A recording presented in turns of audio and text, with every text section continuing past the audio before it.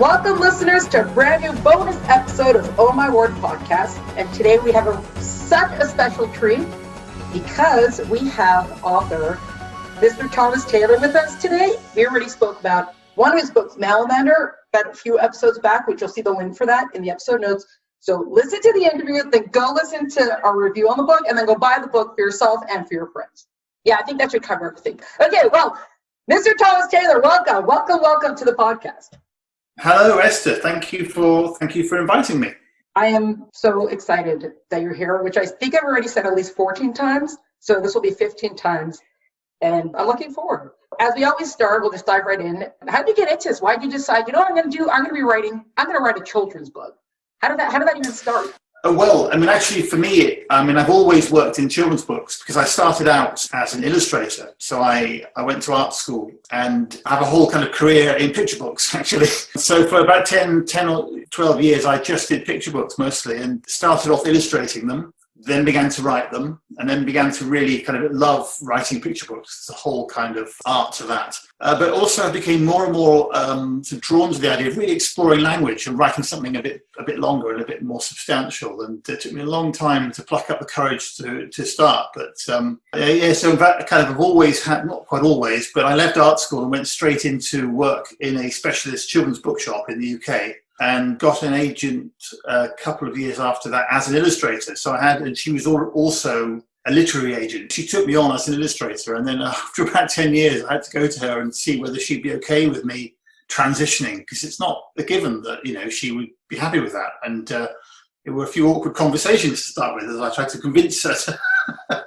allow me to. So really, it's not, I don't have perhaps a traditional routine where I've done something else and then sort of pushed and got in. I've kind of always worked in children's books one way or another. And Malamander is kind of my breakout middle grade fiction book, really. It's where I've kind of finally landed on my feet, really, with writing that more substantial fiction. I think it's substantial. I know it's middle grade, but for me, it's quite a big deal.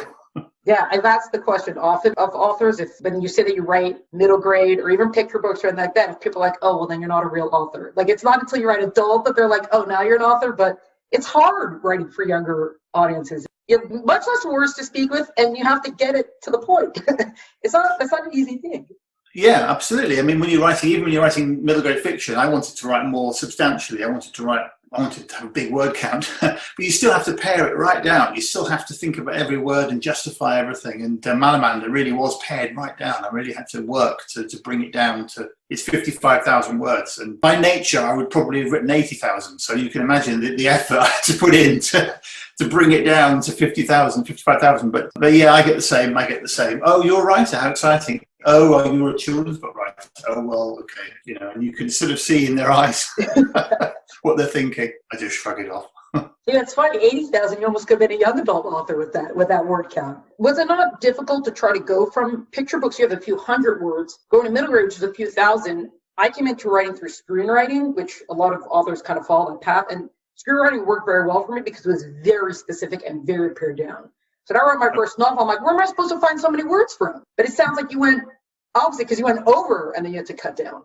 Yeah, I think the thing is, when I first started writing something that wasn't a picture book, I set out to just see whether I could. So I just picked the theme pirates and began writing a pirate adventure, thinking it would be for kind of 5 to 8 year old, full of drawings. But it just ballooned into this epic. I think it was nearly 100,000 words by the time I told my agent I was working on it. And she would say, well, you've been quite quiet. You want to tell me anything? And I said, well, can we have a conversation? Because I'm writing this book. But I had no real sort of understanding of the market, really. I kind of did, because I worked in a bookshop, so I'd seen what was selling. But I was writing this book, and I sent it to her. She said, I need to read this thing you're writing, and it was quite a nerve-wracking moment, because I might have been rejected by my own agent, And she got back to me and said, well, she said, blowing my own trumpet, she said, you have all the gifts, and I'm very happy to represent you as a writer. So that was an enormous relief.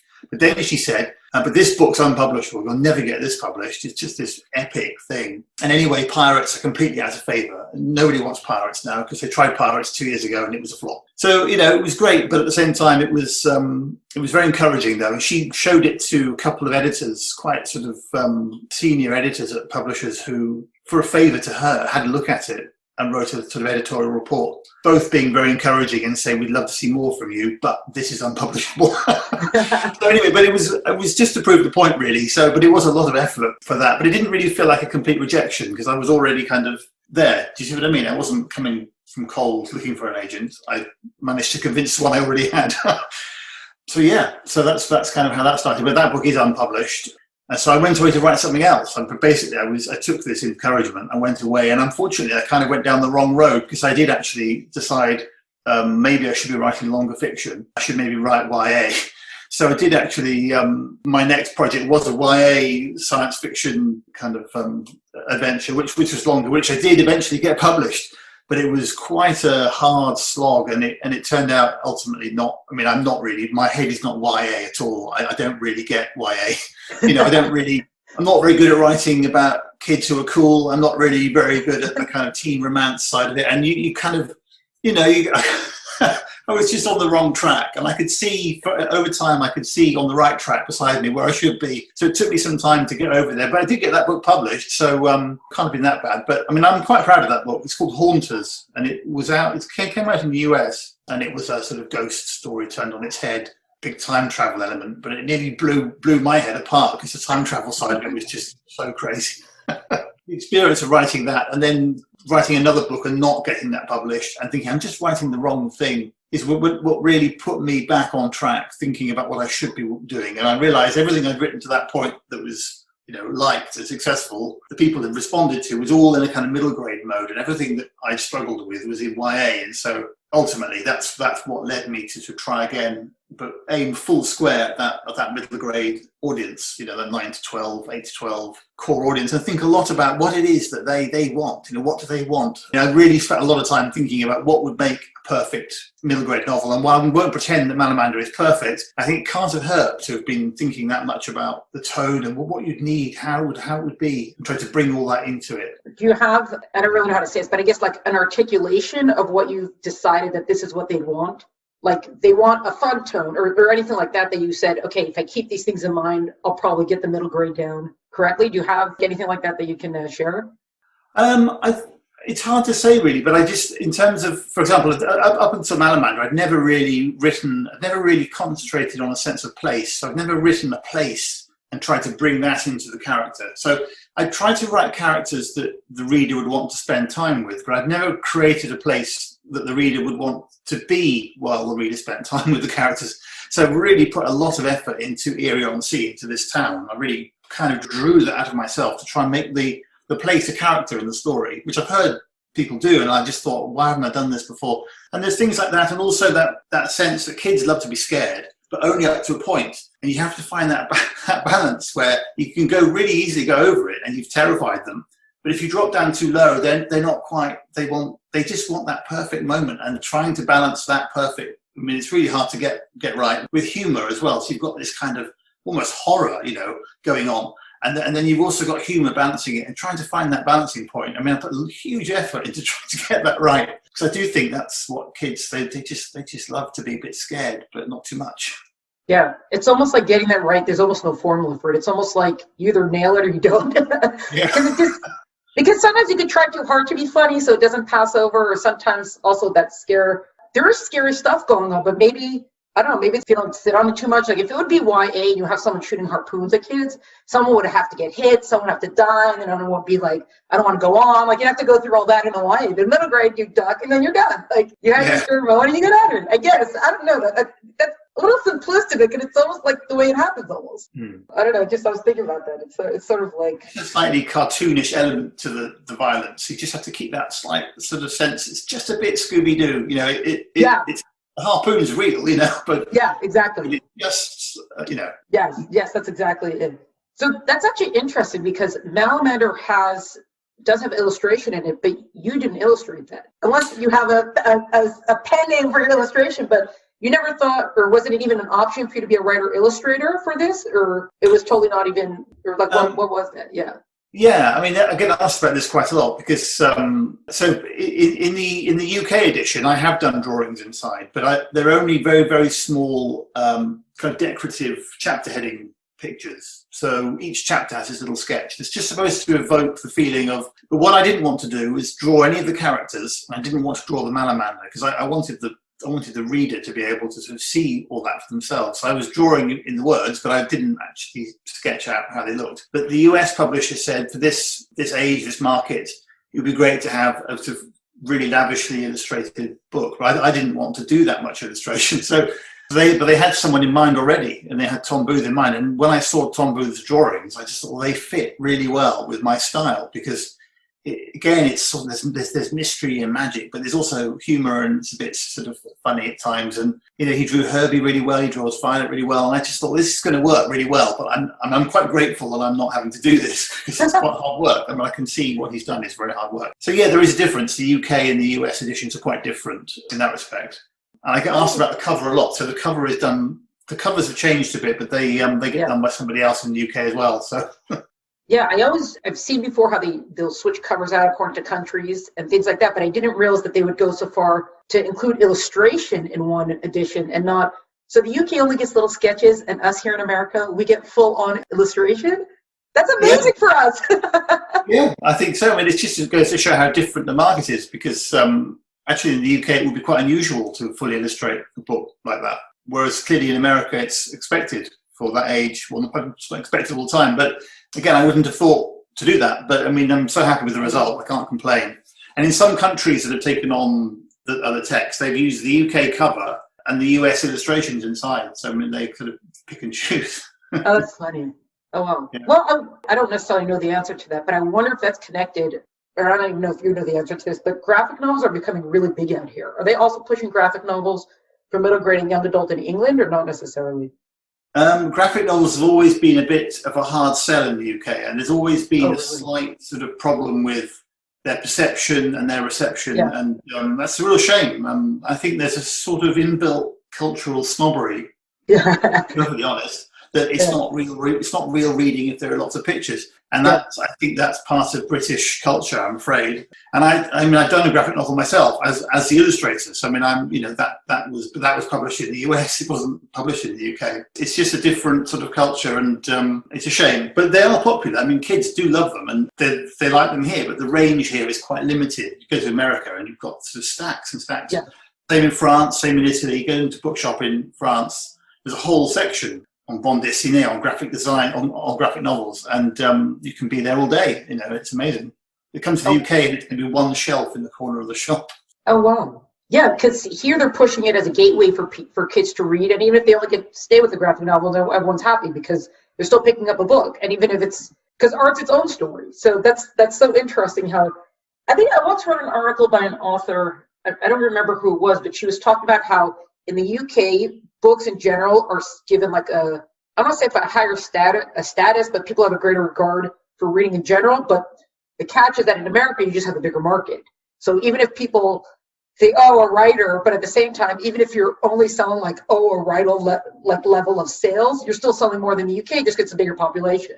So I don't know. Yeah, I mean, it's just in the end, every country is different, and it's interesting how you spot these differences through the process of having a book translated as well. And that country that absolutely refuses to have anything to do with any of the art that's been created so far at all, and does it all from scratch for themselves. Like the Danish edition, for example, is just completely different cover, everything.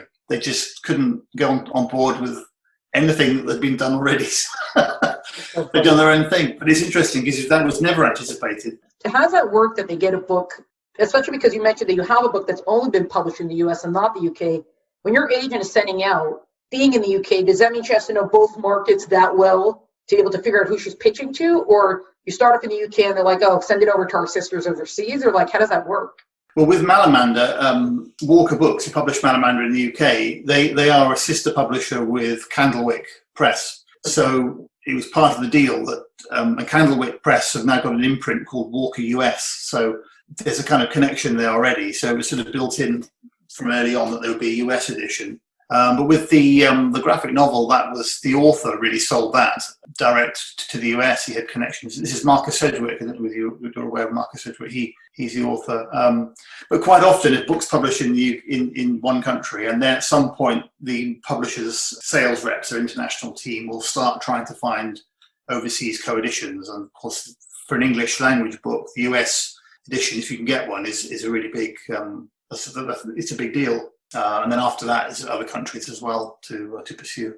Did you have to change anything because it didn't, or is that the translator's job because it doesn't translate well into another language? Where they're like, oh, we don't talk like this here. Yeah, I mean, with the US edition, there is a sort of moment in the editorial process where all the pavements are turned into sidewalks and all the things and that kind of thing. There's a bit of that. But then with other countries, there are moments where, like, for example, in my novel Gargantis, which is the sequel, there is, I mean, don't spoil it, but there's a creature called Gargantis. It turns out to be female. And in some languages, they've taken Gargantis as the title and the name, but that doesn't work grammatically with how they construct female. So, I mean, I've never even thought about that, but that's causing people a headache. And there are lots of little things where I've created there's a secret code in Gargantis, and that has caused the translators quite a bit of trouble because the way it works. So there are all these things emerge, and I'm quite free and easy, and I happily talk to the translators. They can all get in touch with me, and we have quite long conversations sometimes as I try and meet them halfway and help them out a bit. That's so funny. Suggest things. Because they can't make any changes without checking with you first, I guess. So you have to figure out like what changes you'd approve of. Well, I don't get final approval of their translation because I can't read the Finnish translation. I don't know whether they can do what they like in the end. But I up to a point, if there's a substantial change, I mean, I trust them, and it's an art translating these books. It's making it work in other languages. It's just amazing that they can do it. So but so far it's worked okay. So that's the fun part of it. I got to tell you, there's the one thing, this is not even related to anything, but the one thing I'm a little worried about is I saw, so Shadow Gasp, right, which is the third one, just coming out at the end of this year, or October, November? September. But when I saw the pre-order, it was in hardcover, and I have Malamander and Gargantis in paperback, and that's going to ruin my set. So I have a struggle now to figure out, do I buy the hardcover, or do I have to wait a full year until the paperback comes out? This is what I worry about at night.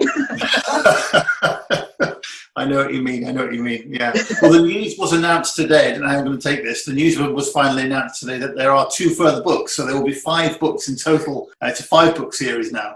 I'm so excited. Wait, okay. Was it originally planned as a standalone, and then you got the other 2, and now you got another 2, or you thought it was going to be a series, and now you got the other 2? It was originally, first of all, I was just trying to create this one book, but I knew I had more material than...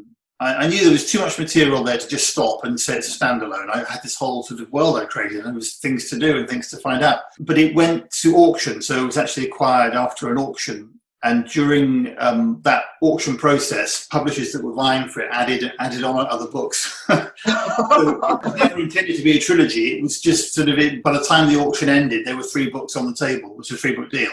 But I never had the idea that it was just trilogy. So I ended up sitting down sometime later and thinking, how many books could this be realistically? Is it 7? Is it 9? And I thought 7 and 9 was just really pushing my luck, and there was just the real risk of running thin at the end. But 5 seemed like a good number. So quite early on, I suggested to the publisher that I might be looking at 5 books here. Are you looking at 5 books here? They kind of all went pale because they hadn't even put the first one out yet. So.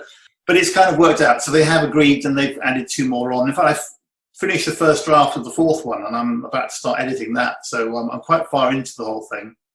Wow. And the 5th one will be the really hard one to write, because that's the one where I'll finally reveal things about Herbie and Violet's parents, and the Malamander will return, and there's lots of things that will kind of tie up what's happened previously. Because there is a story arc that moves over the 5 books, even though each book is a separate story. That is so exciting. I'm so excited. So does that, having that sense of place that the place is kind of its own, like Eerie-on-Sea is sort of its own kind of character, does that help with being able to write more books in a series?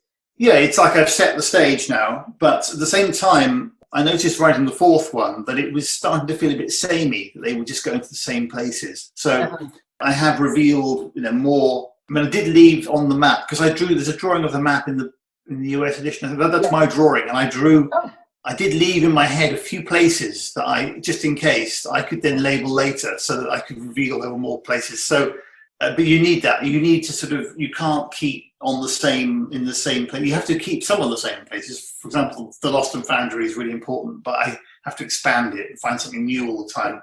But I do think, I mean, I'm quite confident there is material for 5 books, unfortunately.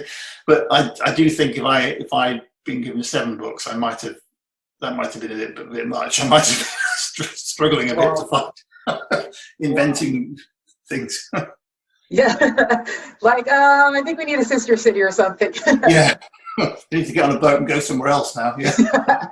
Have you gotten better in your drafting process that you don't hit 100,000 words now and you get closer to like your word count at this point? Or are you still overwriting and cutting half a novel? Well, I am coming from the other way now, so I'm sort of building up. I'm not hitting such a high number, but they are pushing. They have grown a bit. So Gargantus was 60,000 words, and the next 2 are a little bit more than that, but not much more, because I think 60,000 is a good limit for a middle grade book, and over that, it's pushing it a bit. Yes. And so I'm slightly worried if I go over 60, but I think it's still okay. Yeah. You see that, like with most series, that you'll see the book slowly getting larger than the last book is like double the size of the first one. Yeah, I think that's always, I don't know, that always looks a bit odd to me. But at the same time, if the books get smaller, that looks worse. So if you're going to do it, you have to get a little bit bigger each time, because if it tails off and the last one's a pamphlet, that's not good. That's true. By the way, I don't know if you knew this, because I don't know how big the company is now, but there's a company that's called Herbert's Lemonade. I know. So as soon as I saw the name of your character, I started laughing. I was like, it was owned by Hanson's, who owns Monster Energy Drink. I think they sold it to Coca-Cola or something. I don't even know if the company's around anymore. I have to look that up. Yeah, it's Herbert's Lemonade. It was so funny when I saw it. I was like, Herbie, wait a second. Because I don't know whether you know, but there are some things in the book that don't really translate. They're not very obvious necessarily in the US. So, for example, the names of my 2 main characters, there's a reason for those names. They're named after some candy that we have in the UK, some sweets that are really traditional, kind of old-fashioned sweets. Sherbet lemons. I don't know whether you've heard of sherbet lemons. I know you can get them in the US, because I've been told, but they're not so well known. But in my family, we've always called them Herbert lemons for some reason. That's where the name comes from, as a joke. That's so funny. And then I needed to find something that worked in the same way for a girl. And we have these sweets, very strange-looking kind of purple sweets called Parma violets. And I went out and bought some, because I thought that could work. So I went out and bought some, brought them home. I hadn't had them since I was a child. And I opened them up, and I remember them being really weird, sort of sweet, soapy sort of things. And I thought, well, this might not work. I ended up eating the whole packet because they were really nice.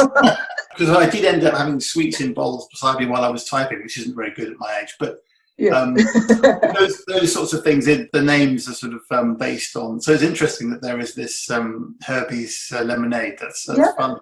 Well, the only thing I know from England I know a few things, but one thing I know is digestives, but I guess that's not really a name of the character. No. It's also interesting because I don't remember what the name of the town is that I was in, and it's near London, and it's a seaside town, which totally don't remember what it's called, but which is probably not great. But I do remember it's the only time I've ever seen the tide going out so far, because I'm in California, and in the U.S., that blinding the Pacific, there's no receding tide like that. And that's kind of an important part of Malamander, that the tide goes that far out.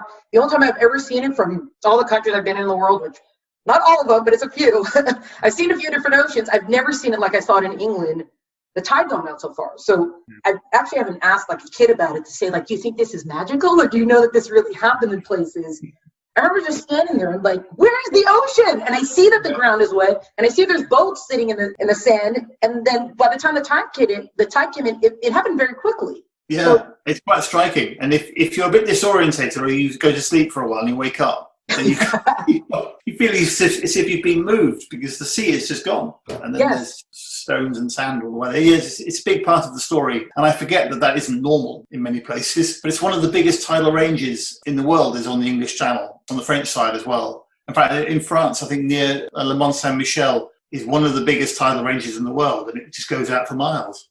Oh wow! And when it comes back in, you can be cut off by it. It comes back in so fast that they say it can overtake a galloping horse. I'm not sure if that's quite true, but you're like, which horse exactly are you speaking of here? Like a pony that's a tired? Yeah. Wow. It's almost like England expands and retracts, like the size of the country.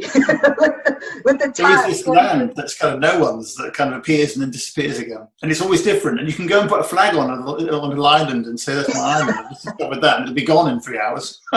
That's so true. It was also, and I may have overread this, but I felt that when I was reading Malamander, it seemed like there were also a lot of sort of nods or winks or references to other kind of like sea books. And that's a very like broad category, but I don't know if, I don't know if you'd want to say, are there any that like, oh, I slid this in here and I'm not sure if anyone got it, but I hope they got it.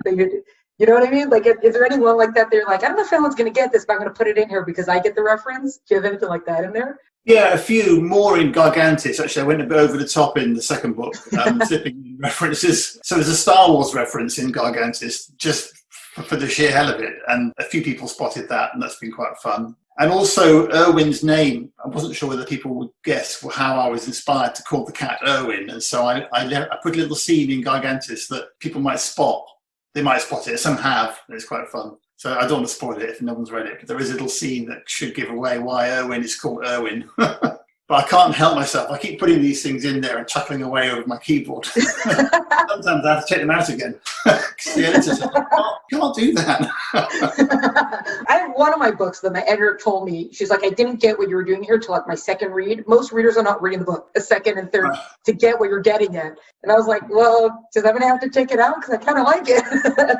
We kept it in, but I don't think anyone gets it. So I don't know. I guess as authors, sometimes we just have to amuse ourselves. See, now you said that, I got to go back to Gargantis now. Like, what did he mean with this? Did I catch it the first time? I don't remember. I kind of read it very quickly because I was so excited. I was like, yeah, it's good. I got 3 more to look forward to now. It's exciting. We always finish with the fill in the blank of, I love it when writers, illustrators, authors, agents, publishers, books, etc. do X, and I really don't like it when they do X. So how would you fill in the blank for those ones? Well, I love it when books keep me up at night. That's happening less and less now as I get older. So I tend to find even when the book's really great, I'm just falling asleep. You know, I go to bed to read and then I fall asleep. But sometimes I just can't sleep. I need to know. And I love it when that happens. That's a sign of a really great book, I think. And then I don't like it when books, I think I don't like it when a book is I just forget to read it. You know, when you're reading something, but then you suddenly realize you haven't read it for 3 days and it doesn't matter, and you think, well, that's not good. So, you know, I'm always wary of that. It's a shame when that happens because not everybody is the reader for every book, so it's bound to happen. But yeah, I always think it's a shame when you read something and it's not quite clicking. I'm not sure it's fair to say that one. Yeah, I've met different readers or writers I've spoken to. Sometimes they'll say if a book doesn't catch them, they'll put it down and we'll stop. And something like, no, I forced my way through the book because I got it, the person worked it, you know, et cetera, so I forced myself to read it. But forcing yourself to read it becomes such a chore. No one wants that either. Like, are you doing anyone a favor with that? I don't know. I try to finish every book I start, but there are times it is difficult. And I feel so bad at that point. Yeah, but I think life's too short and there are too many books. I think if it's really not working, there's always this massive pile of books to read, you know, and so that's true. I think it's okay. That's true. Well, actually, now that I still have you here, what kind of books do you usually read? Are you reading a lot of middle grade? You mix it up with adult or picture books still? Or? I try to read more non-middle grade if I can. I think it's important to read quite broadly. So I'm just reading Ben Aronovich's The Rivers of London, which is a sort of magical fantasy. It's a bit like Harry Potter meets police procedural. It's an interesting set in London, and there's magic, but there's crime, and there are policemen, and it's a bit odd, and I didn't know. I just picked it up at random, and I'm really enjoying it. So I just think it's important. I think if targeted reading, you can end up going down a route, down a sort of cul-de-sac. You end up going down a non-through sort of route where you're picking what you read all the time, and you're just reading in one little corner. And I think if you just pick up a book on random and see, you know, you might find something. This is kind of my inspiration for The Mermonkey, was that the kind of just finding a book by random is often more exciting than choosing very carefully what you want to read. You mentioned the Mermonkey. That is so creepy. The Mermonkey is so creepy. Maybe it's just the illustration of it. Even though I think on Twitter you had posted pictures of like the sea town or something that sort of inspired some of Malamander, and then there was a picture of like a monkey there that kind of did look like the Mermonkey just without the mertail, and I was like, what? Yeah, it'd be really exciting to see it, you know, actually. I'd like someone to make one. Oh, shout out, who wants to make a fan art? We need fan sculpturing now. It'd be even cooler if we could pick the book for you. I'd be so impressed if they figured that part out. Yeah. Very good. Oh, actually, one more question. As part of your range of reading, are you, I don't say required, suggested to also be reading U.S. market versus UK market or anything like that, or they don't necessarily care? Like if you're reading in other, like potential where books could end up for English-speaking markets. Yeah, I mean, I've never been under any pressure to specifically read any US books, but some come my way, and I'm always intrigued to see because it is different. There's a slight difference in what sells and what's big at the moment, and it is intriguing. I'm always and US books. There's a slightly different shape. I just find myself drawn to it. So paperbacks in the UK are a bit narrower. Oh yeah, that's true. I bought once a paperback outside of the US, and I was like, what? Yeah. It feels different. The UK Malamander, and the US one is there somewhere, but it's definitely half an inch wider. And there's just little things like that are quite intriguing. So I'm always drawn to US books if I can find them.